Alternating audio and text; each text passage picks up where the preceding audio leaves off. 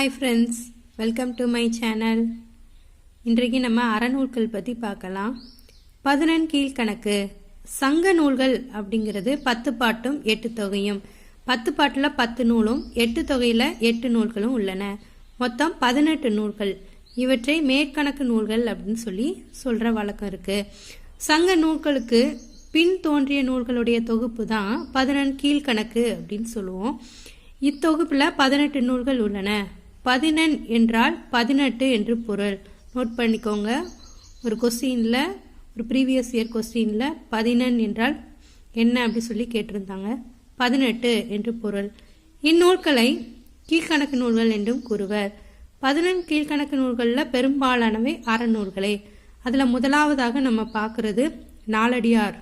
நாலடியார் நூல் குறிப்பு பார்த்தோன்னா 11 கீழ்கணக்கு நூல்களில் ஒன்று நாலடியார். இந்நூலில் 400 பாடல்களை கொண்டது. அற கருத்துக்களை கூறுகிறது. நாலடி 400 அப்படிங்கிற ஒரு சிறப்பு பெயரும் இதற்கு இருக்கு. இதை பாடியவர்கள் சமண முனிவர்கள். இதோட பாவகை அப்படின்னா வெண்பாவால் ஆக்கப்பட்ட நூல். மேற்கோள்கள் படித்து வச்சுக்கோங்க.